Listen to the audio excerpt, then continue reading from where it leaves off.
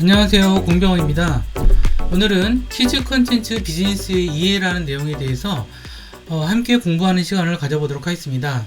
전체적으로는 퀴즈 컨텐츠 시장이 어떻게 성장하고 있으며 우리가 퀴즈 컨텐츠를 어떻게 정의해야 되고 국내에서의 퀴즈 컨텐츠 산업의 특성과 컨텐츠 IP가 어떠한 양상을 보이는지, 그리고 우리가 이제 그 비즈니스 관점에서 퀴즈 컨텐츠가 갖는 특징과 앞으로의 확장성, 그리고 앞으로의 전망에 대해서 살펴보는 시간을 가져보도록 하겠습니다. 퀴즈 컨텐츠는 어떤 면에서 중요성을 가지고 있을까요? 퀴즈 컨텐츠는 문화적 할인이 낮은 컨텐츠, 이렇게 정의를 하고 있어요. 여기서 문화적 할인이라는 것은 무엇일까요? 기본적으로 문화적 할인이라는 것은 우리나라의 어떤 콘텐츠가 다른 나라에 갈 때 그 나라의 문화나 여러 사회적 환경에 의해서 우리가 여러 가지 같은 효과를 낼 수 없는 경우, 그런 경우를 문화적 할인 이런 기준으로 얘기를 해요.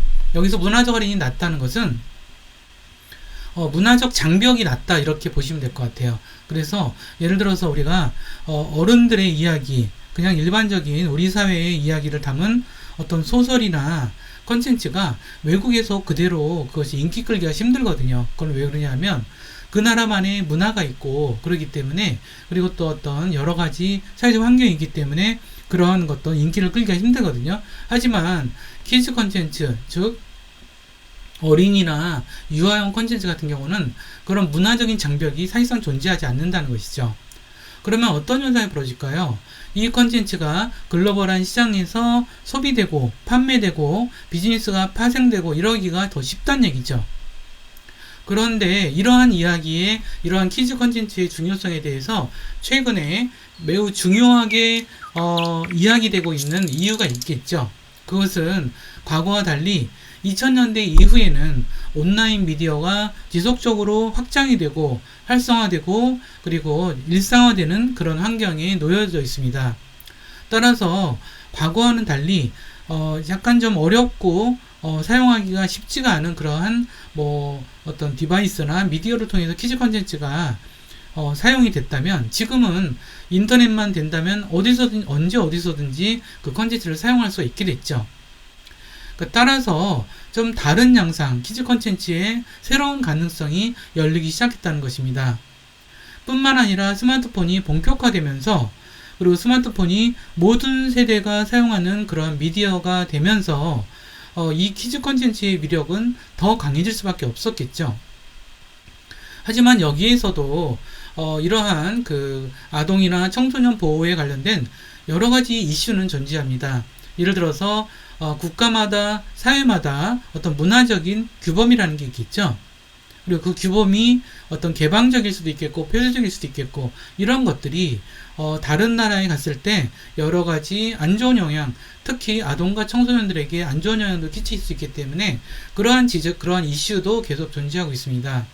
그렇기 때문에 이러한 미디어 환경의 변화에서 키즈 콘텐츠가 가지고 있는 어떤 주된 요소가 무엇이고 그 특성이 무엇인지에 대해서 우리가 꼼꼼히 살펴볼 필요가 있습니다. 키즈 콘텐츠를 이야기를 할 때, 그것도 전 세계 시장을 대상으로 한 키즈 콘텐츠를 이야기할 때 우리가 주목해야 될 부분은 바로 모바일 영상의 시대가 열렸다라고 하는 사실이겠죠. 하나의 어떤 성공 사례로서 코코멜론이라는 게 있습니다. 코코멜론은 여러분들 오른쪽에 이 화면에서 보다시피 그냥 코코멜론이라고 입력하시면 바로 유튜브에서 검색할 수가 있어요. 그런데 한번 열어보시면 여러분들도 너무너무 재미있다는 걸 느끼실 거예요. 이건 원래 2006년도에 알파벳을 가르치기 위해서, 그러니까 유아들한테 알파벳을 가르치기 위해서 만든 애니메이션이거든요. 근데 한번 보시면은 계속 보게 될 정도로 너무너무 재밌어요. 그리고 유아한테 알파벳을 가르치기 위한 어떤 영어 영상 채널이다 보니까 영어도 너무너무 쉬워요. 그래서 영어에 자신감이 생길 정도로 아주 영어에 자신감이 생겨요. 이것만 보면은. 그리고 한 편 한 편이 너무너무 웃기고 재밌는 거예요. 그래서 이런 게 있어요. 이게 그러니까 전 세계에서 이런 영상으로는 거의 탑에 속할 정도로 되게 유명한 영상이라서 한번 좀 여러분들 보셨으면 좋겠어요. 그러면 도대체 유튜브라는 것이 광범하게 사용되지 않았을 때는 대체 어떤 방식으로 이런 퀴즈 콘텐츠를 사용했을까? 뭐 비디오 테이프가 있거나 뭐 이런 거였겠죠. 비디오 테이프가 있어야 되거나 뭐 아니면 이제 그 방송에서 보여줘야만 볼 수 있다거나 이런 식으로 그 퀴즈 콘텐츠를 볼 수 있는 그런 방법이 제한돼 있었죠. 근데 이런 그 영상의 인터넷 시대, 특히 모바일이 되면서 아주 전혀 다른 양상이 벌어진 것 같습니다. 그리고 그렇다라고 한다면 이제 그것이 우리가 인터넷과 어떤 모바일의 강국인 우리나라에서도 굉장히 중요한 계기가 됐겠죠. 그래서 성공한 어떤 사례가 아마 핑크퐁이 아닌가 싶어요. 핑크퐁은 더 핑크퐁 컴퍼니의 어떤 브랜드인데, 이 핑크퐁은 2023년 기준으로 25개의 언어, 그 다음에 6천여 편의 동요와 동화를 컨텐츠로 제작해서 전 세계인들의 사랑을 받고 있습니다. 이게 뭐 핑크퐁 앙이상어 체조 같은 경우는 거의 그 유튜브 조회수 1위를 넘어서 100억 뷰를 기록하는 뭐 어마어마한 조회수를 기록하고 있죠. 이런 것이 사실은 이런 어떤 퀴즈 콘텐츠가 아니면 불가능하기도 하고, 그 다음에 지금 모바일 영상 시대가 되지 않았으면 불가능했고, 유튜브라고 하는 영상 플랫폼이 없었다면 또한 불가능했을 거예요. 그래서 결국 이게 구독자가 1억 명이 넘는 그런 상황이 벌어졌습니다. 결국은 이 그 컨텐츠를 통해서 모바일 앱 시리즈가 170종이 출시가 됐고 4억 개가 넘는 다운로드가 이루어졌습니다. 이런 것을 볼 때 이런 퀴즈 컨텐츠가 이제 드디어 대단한 어떤 가능성을 보이고 있구나, 이런 것들을 여러분들이 이해하실 거예요. 이 퀴즈 컨텐츠가 하나의 산업으로 존재하기 위해서는 어떤 것이 필요할까요? 그 컨텐츠를 만드는 사람 또는 창작하는 사람들, 그 다음에 그걸 소비하는 사람들이 이렇게 존재를 하고, 그걸 만드는 사람과 소비하는 사람을 거래할 수 있는 플랫폼이 존재를 해야 되겠죠. 최근에 전 세계적으로 특히 선진국들에서는 출산율 저하로 굉장히 많은 어려움들을 겪고 있어요. 그것이 우리나라에도 마찬가지죠. 우리나라도 244개국 중에서 219위에 해당할 정도로 아주 최하위 수준의 그런 출산율을 보이고 있습니다. 그럼에도 불구하고 아이 1인당 지불하는 교육비나 상품 시장 규모는 계속 증가하고 있다는 사실이에요. 이 부분은 상당히 놀라운 사실인데, 예를 들어서 출산율이 저하됨에도 불구하고 신생아 1인당 유아용품의 구매는 계속 늘어나고 있다는 사실인 거죠. 그것이 컨텐츠로까지 이제 볼 때는 또 우리가 이것이 중요한 어떤 글로벌 시장에서, 퀴즈 컨텐츠 글로벌 시장에서의 중요한 가능성이자 강점으로 우리가 판단할 수 있다라고 볼 수가 있습니다. 더군다나 이 퀴즈 컨텐츠는 앞서 말한 대로 문화적 할인이 굉장히 낮다라는 그러한 특징을 가지고 있죠. 예를 들어서 우리나라에서 만든 컨텐츠가, 우리나라는 사실 이슬람이라는 종교를 가지고 있는 분들이 그렇게 많지는 않잖아요.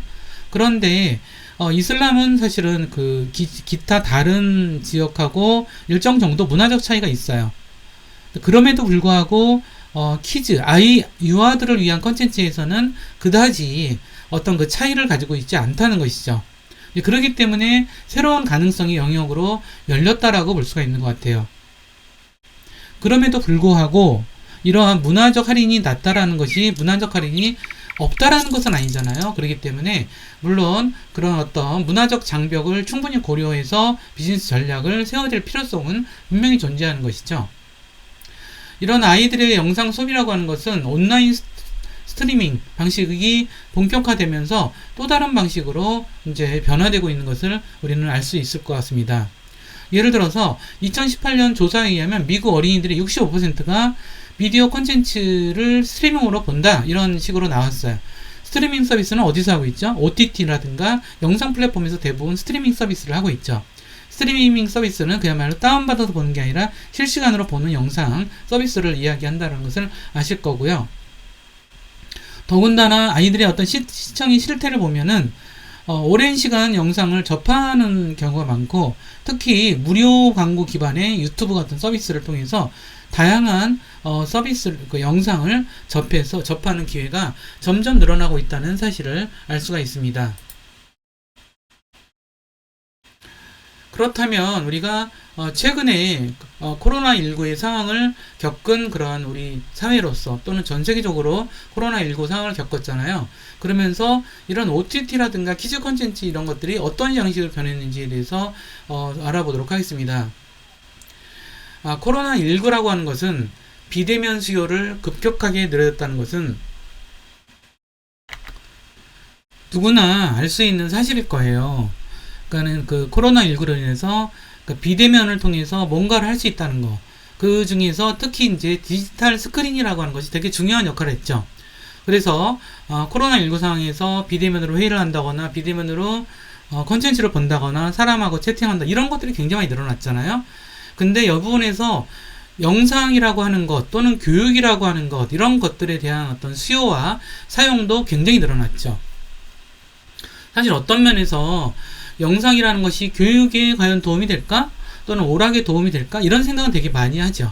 그리고 아이들한테 이게 도움이 되는 건가? 이런 생각을 많이 하잖아요. 근데 코로나19를 전후해서 어쩔 수 없어서 영상과 오락 또는 교육 콘텐츠를 어린이들한테 많이 보여주는 그런 상황이 돼버렸죠.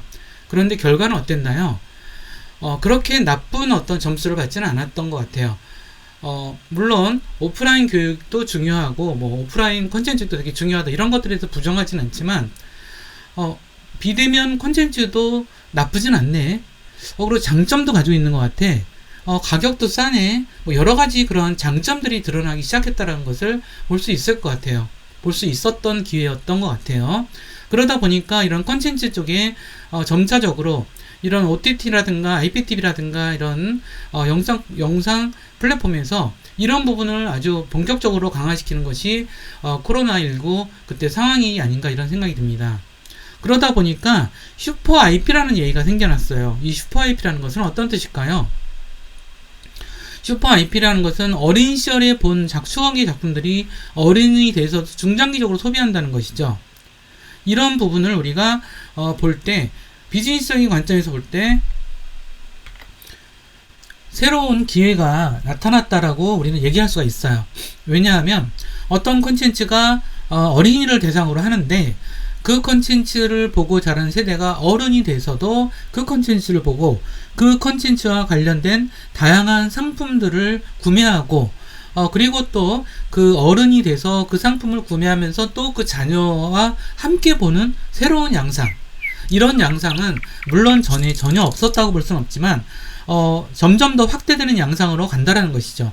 이것은 콘텐츠 비즈니스를 하는 입장에서는 매우 중요한 어떤 기회의 장으로서 우리가 역할을 한다는 것을 생각해 볼 수가 있는 것 같아요.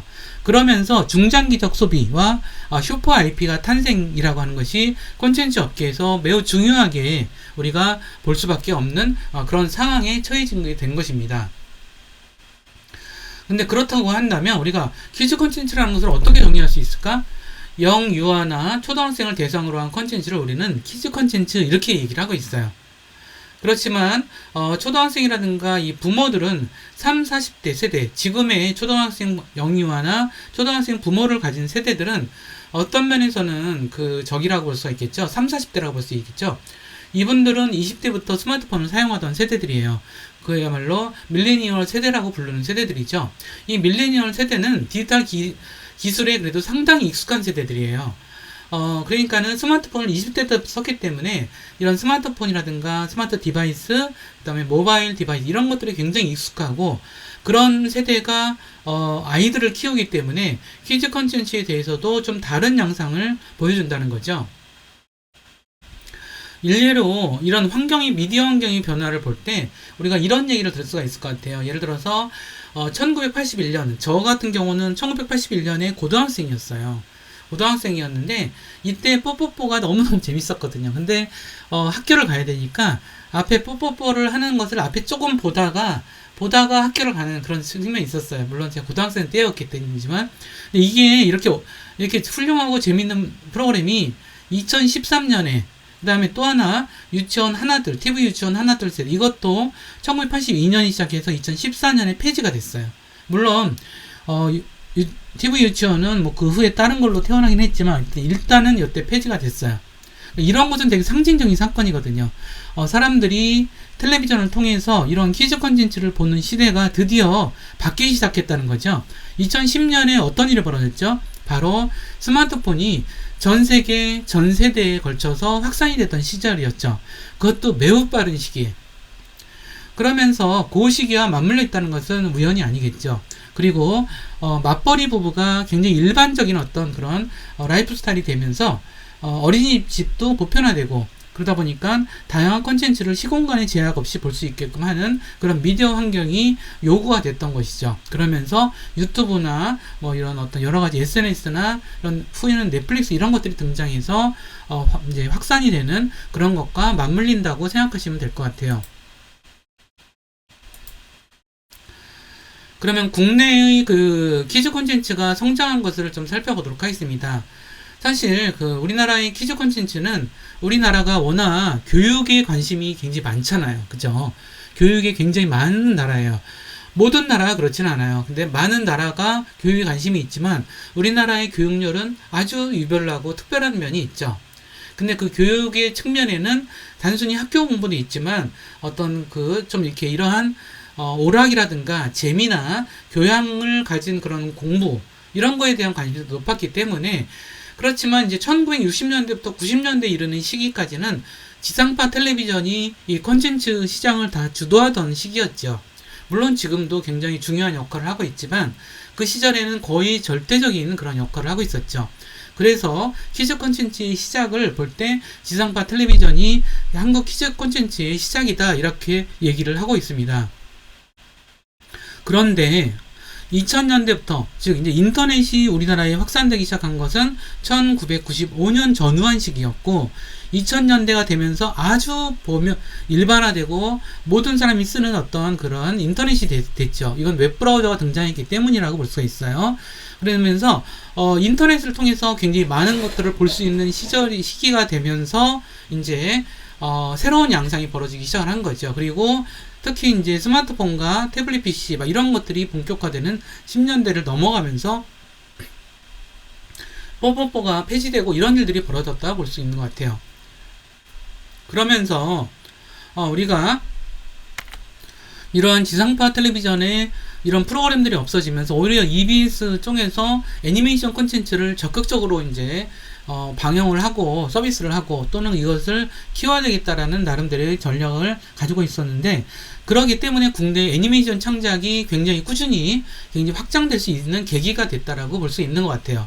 그래서 그것이 대표적인 것이 뽀롱뽀롱 뽀로로였던 것 같아요. 이것은 1903년부터 1903년 11월부터 굉장히 꾸준히 방영됐던 국내 애니메이션이었죠. 3D 애니메이션이었는데 그 이후로 이것이 계속 이제 확장이 될 수밖에 없었던 것 같아요. 그래서 지금까지도 굉장히 많은 인기를 끌고 있고 이걸 기반으로 다양한 산업들과 비즈니스가 연계되는 그런 양상을 보여주고 있습니다. 그리고 더군다나 어떤 왕구 산업이라든가 라이센스 산업, 컨텐츠 IP 산업, IP 비즈니스와 연계돼서 다양한 그런 어떤 비즈니스가 꽃피우는 그런 환경을 만들었다 이렇게 생각하시면 될 것 같아요. 그리고 이제 유튜브가 되게 중요했겠죠. 유튜브는 그야말로 정말 대단한 것 같아요. 아마 요즘에는 뭐 예를 들어서 뭐 틱톡이라든가 몇 가지 프로그램들이 나와서 유튜브의 아성이 많이 흔들리고 있다고는 하지만 여전히 영상 플랫폼으로서는 아주 막강한 역할을 아직도 수행하고 있죠. 이 안에서도 퀴즈 콘텐츠는 엄청나게 중요한 역할을 하고 있는 것 같아요. 그리고 퀴즈 콘텐츠가 이렇게 시장이 넓기 때문에 또는 어떤 문화적 할인, 어떤 그 글로벌하게도 인기를 끌 수 있는 그런 환경 때문에 이제 콘텐츠, 퀴즈 콘텐츠 크리에이터, 유튜브에서 활동하는 퀴즈 콘텐츠 크리에이터들이 다양하게 양산이 되기 시작을 했어요. 그래서 이제 뭐 그 중에 뭐 캐리와 장난감 친구들 뭐 이런 거라든가 아니면 핑크퐁 뭐 이런 것들, 물론 이런 것들이 이제 기업화되고 그러기도 했지만 어쨌든 어느 정도 선을 넘어서는 이제 그 활동이라든가 이런 것들을 위해서 전문가들이 필요하고 전문 기능이 필요하면서 기업화되는 건 굉장히 당연한 현상이라고 볼 수가 있겠죠.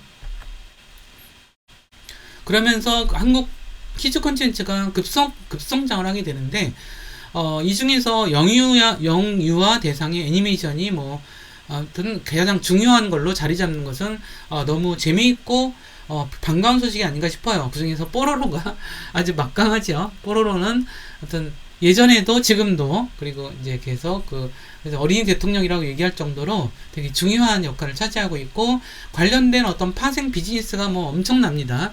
뭐 완구류 게임 서부터 해도 굉장히 많죠. 그리고 이것이 되면서 결국은 이제 이게 이제 그 콘텐츠 애니메이션이 콘텐츠 IP로 성공할 수 있구나. 그것도 또 우리나라에서 만든 콘텐츠가 글로벌한 시장에서도 성공할 수 있구나라고 하는 아주 그 노하우와 경험과 이런 것들을 다 할 수가 있는 계기가 됐던 것 같아요. 그래서 같이 이제 성공작으로 나오는 것이 뭐 타요라든가 폴리 이런 것들이 이제 계속 나왔던 거죠. 그러면서 그럼에도 불구하고 이제 이런 것들이 되게 중요한 어떤 것들이 좀 있어요. 뭐냐면 이제 애니메이션을 만드는 입장에서는 이제 방송사에서 방영권을 주고 비용을 받죠. 근데 그 비용을 갖고 기본적으로 제가 이제 연구를 해본 결과로는 거기서 받는 비용으로 그 제작비를 댈 수가 없대요.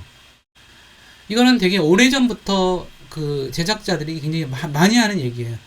그렇다면은 무엇을 해야 되느냐? 사실은 그러면 이것을 갖다 콘텐츠 IP로 뭔가를 발생을 시켜야 되겠죠. 그래서 그 오래전부터 이거를 손해를 감수하고 방송에 일단 나와야 유명해지니까 이걸 하긴 하되 어떤 이걸 캐릭터로 활성화시키려고 굉장히 많은 노력들을 했죠. 그래서 그 인형도 만들고 도시락통도 만들고 가방도 만들고 뭐 온갖 것들을 만들어서 이제 그 판매를 해서 성공시키고 막 이런 일들이 있는 것 같아요. 그래가지고 이제 그 지상파 중심의 그러한 중에서도 이제 EBS 중심의 애니메이션은 우리나라 애니메이션 시장 그리고 키즈 콘텐츠 IP 활성화에 아주 결정적 역할을 했다 이런 생각이 많이 들어요.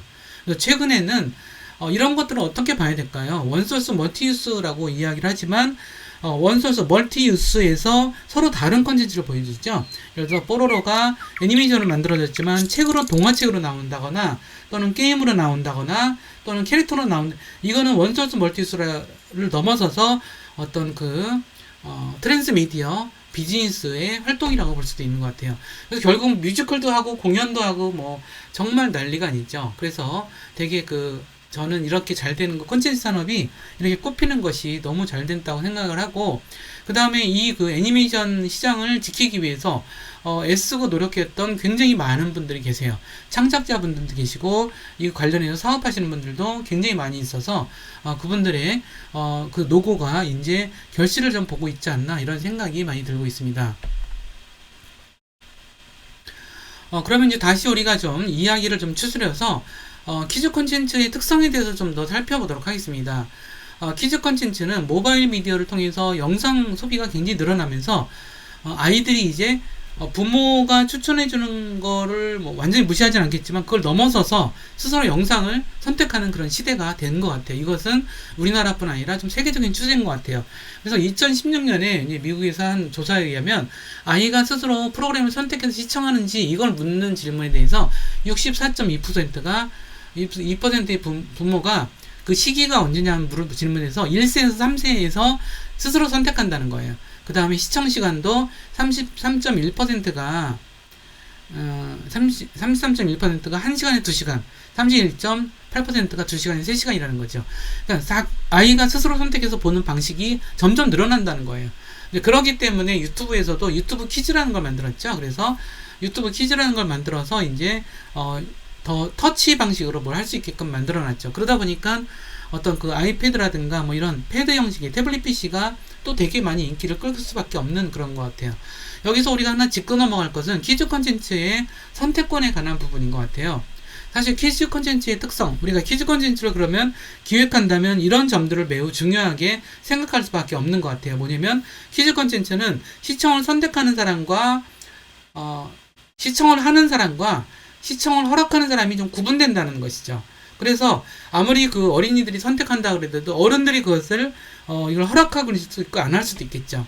그건 당연한 거긴 하지만 물론 어른들의 어떤 그런 추천권이 점점 약화되는 것은 그냥 상식적으로 그러려니 생각을 하는데 근데 어린이들도 선택권이 점점 늘어나는 그런 영상이 있죠. 이런 것들은 나름대로 또 사회적 이슈를 발생시키기도 해요. 그럼 얼마나 어린이들한테 좋은 콘텐츠냐라고 하는 것에 대한 어떤 검증과 이런 판단은 굉장히 중요하겠죠. 그건 되게 사회적인 어떤 그런 어떤 규범이 마련돼서 적용될 필요성이 있는 부분이 아닌가, 뭐 이런 생각을 해봅니다. 그리고 퀴즈 컨텐츠에 대해서 이야기를 할 때 우리가 지금의 아이들이 디지털 네이티브의 특성을 갖는다, 이러한 점도 되게 중요하게 생각해야 될 것 같아요. 그러니까 태어나 보니 디지털 세상인 거예요. 아마 지금의 20대 분들 같은 경우는 태어났을 때가 1990년도였을 거예요. 물론 그 시절에도 디지털이었지만 디지털 디바이스와 디지털 컨텐츠가 일반화되어 있지는 않았어요. 그래서 지금 20대를 디지털 네이티브라고 얘기하진 않거든요. 근데 하지만 지금의 세대는 특히나 디지털 네이티브라고 하는 것이 되게 중요한 세대라고 볼 수가 있어요.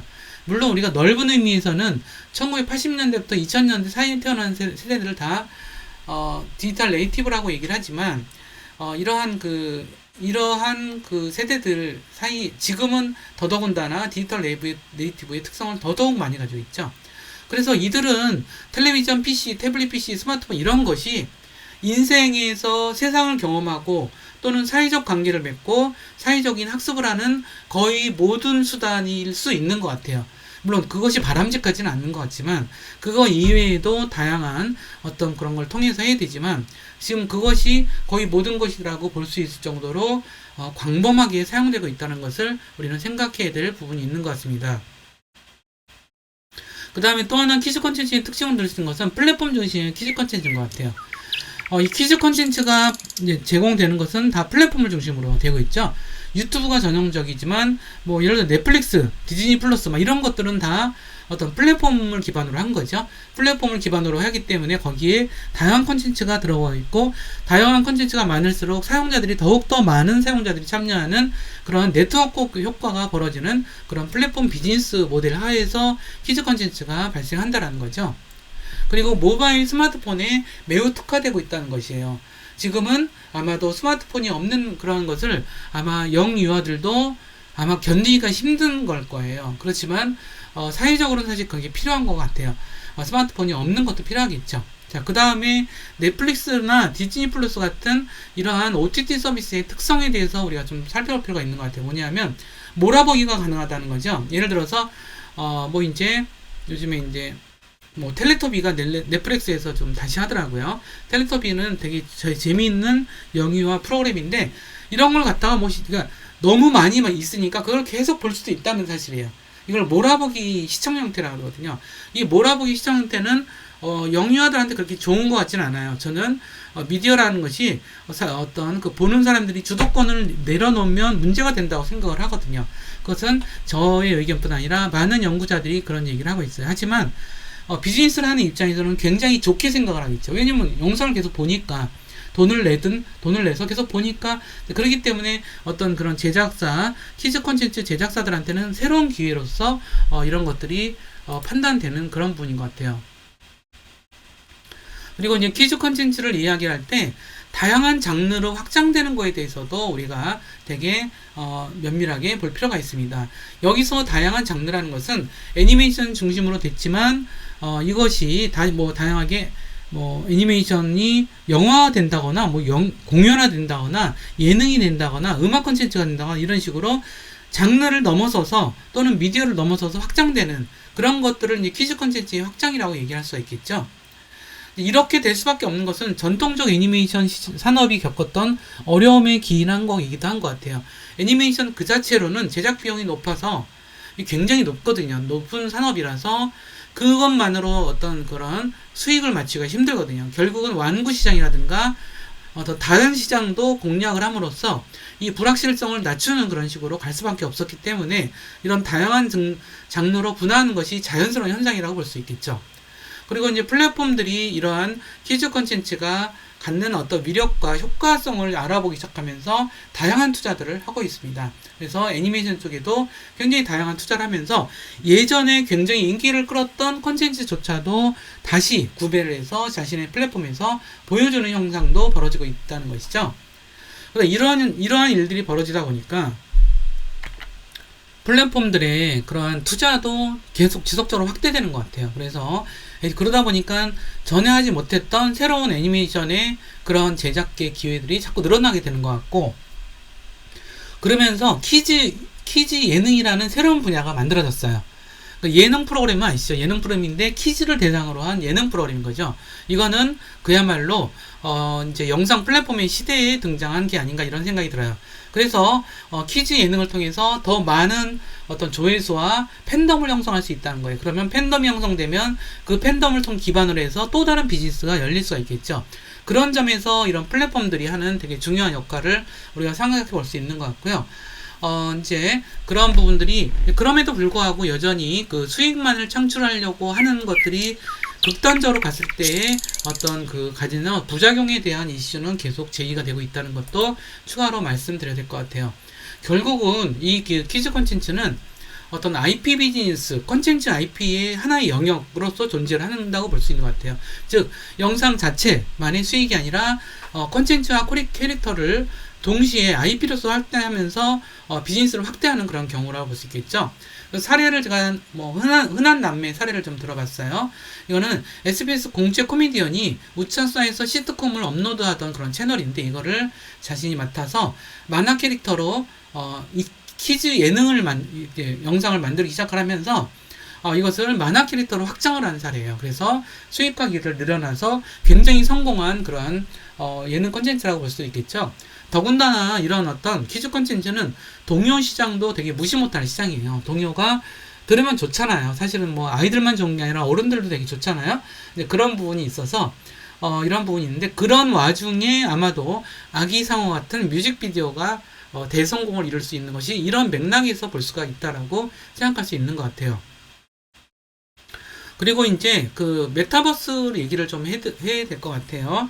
사실 메타버스에 대한 지금 이제 이론적 정의나 개념적 정의는 다소 혼란스러움을 가지고 있는데, 결국은 어떤 가상 공간과 현실 공간이 융합되어서 나타나는 다양한 서비스, 그것이 가상현실일 수도 있겠고 또는 증강현실일 수도 있고 혼합현실일 수도 있겠고, 이런 어떤 콘텐츠들을 다 우리는 메타버스라고 이야기를 할 수가 있습니다. 그런데 13세 이하의 미만의 저연령층들이 매우 많은 참여를 하는 그러한 메타버스 서비스로 들자면 우리가 로블록스를 들 수 있는 것 같아요. 로블록스는 여러분들이 해보신 분은 아실 거고, 안 해보신 분은 좀 감이 거의 안 오실 것 같은데, 로블록스는 2021년 그 발표 자료에 의하면 한 83%가 25세 미만이라고 얘기를 하고 있어요. 그리고 그 중에서도 아이들이 중심이 되어 있는 건데, 이 로블록스에 들어가시면은 이용자가 다양한 콘텐츠를 창작할 수 있는 샌드박스라고 하는 것이 주어지거든요. 그러니까 모래놀이에서 다양한 모양을 마음대로 만드는 그런 방식인데, 이것이 바로 콘텐츠를 만드는 창작산이에요. 이 공간 안에서 만드는 거기 때문에 무엇인가를 만들어서 자기가 또 그런 콘텐츠를 만들어서 놀 수 있는 거라서 아마도 로블록스가 성공할 수 있는 핵심적인 이유들 중에 하나가 바로 이 샌드박스 서비스라고 볼 수 있는 것 같아요.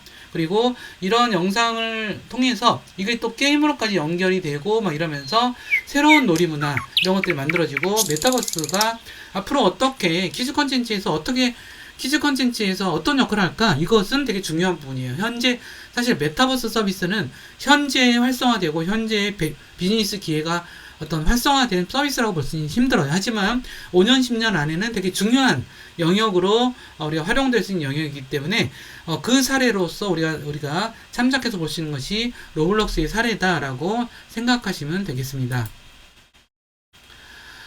그래서 이제 그 우리나라에서도 이러한 환경 하에서 IP 비즈니스, 콘텐츠 IP, 키즈 콘텐츠 IP 비즈니스가 계속 펼쳐지는 양상들을 볼 수가 있는데, 결국은 우리나라가 키즈 콘텐츠로서 성공을 하지만 글로벌 상황에서도 성공할 수 있는 그러한 것들의 사례들을 볼 수가 있는 것 같아요.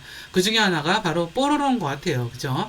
앞서서 말씀드렸지만 이것이 이들이 그 1904년에 처음 방영이 됐고, 이들이 지금 성인으로 지금 2013년이니까 거의 20대가 돼가고 있죠. 이분들이 되면서 좀 새로운 성인들이 이런 뽀로로의 그 컨텐츠를 또 경험할 수 있는 그런 시대가 된 거죠. 예를 들어서 잔망 루피 같은 경우는 여기서 이제 뽀롱뽀롱 뽀로로에서 나오는 캐릭터였는데 이것이 잔망 루피라는 방식으로 또 스피노프된 그런 시리즈가 또 나왔어요. 그래서 이런 식으로 우리가 그냥 옛날 컨텐츠를 새로운 어떤 성인 세대가 즐긴다 이 개념이 아니라 옛날 컨텐츠를 성인 세대들도 즐기게 하려면 어떻게 해야 되는 것인가, 이런 어떤 개념이 바로 우리가 잔망 루피에서 볼 수 있는 사례인 것 같아요. 이 잔망 루피에서 캐릭터를 사용해서 여러 가지 이제 감정들을 표현하는 이모티콘으로 활용하는 그러한 이제 것을 볼 수가 있죠. 그래서 이런 식으로 우리가 결국은 이 키즈 컨텐츠도 미래 세대의 이제 팬덤을 어떻게 확보할 것이냐, 그리고 이 팬덤이 또다시 앞선 세대의 키즈 세대들을 또 어떻게 확보할 것이냐, 이런 것이 서로 시너지를 내는 그런 구조가 바로 선순환 구조가 아닐까 싶습니다. 그런 사례의 하나로서 브레드 이발소도 있는 것 같아요. 이거는 어떤 몬스터 스튜디오의 애니메이션인데, 이 이발소 직원들의 이제 이야기를 좀 코미디 시트콤식으로 막 하는 거죠. 이게 좀 다양한 세대로 펼쳐질 수 있어서 요것도 팬덤이 확보가 되고, 보시다시피 오른쪽에 있는 요렇게 보시다시피 굉장히 캐릭터로서 되게 알맞게 애초부터 구상이 됐다는 것을 알 수 있겠죠.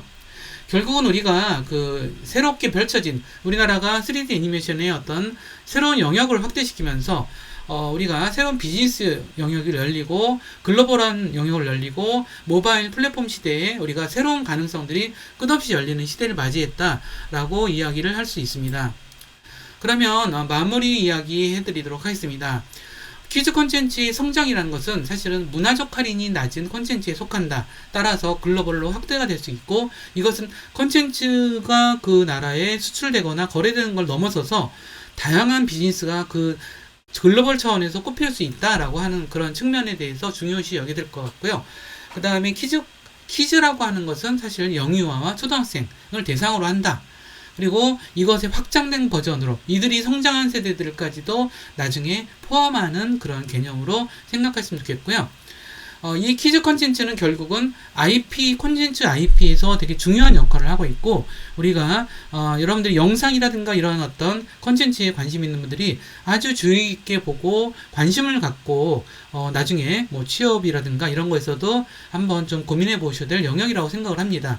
왜냐하면 다른 콘텐츠에 비해서 되게 부침이 좀 작고 굉장히 성장하는 그런 콘텐츠 영역이기 때문에, 그리고 또 이런 것들을 워낙 좋아하시는 분들은 우리가 충분히 그걸 고민해 볼 수 있는 영역이라고 생각이 들어요. 결국 이런 콘텐츠가 앞으로 더욱더 우리나라 콘텐츠의 기반으로서 되게 중요한 역할을 할 것으로서 예상된다는 말씀을 드리면서 오늘 수업 여기서 마무리하도록 하겠습니다. 감사합니다.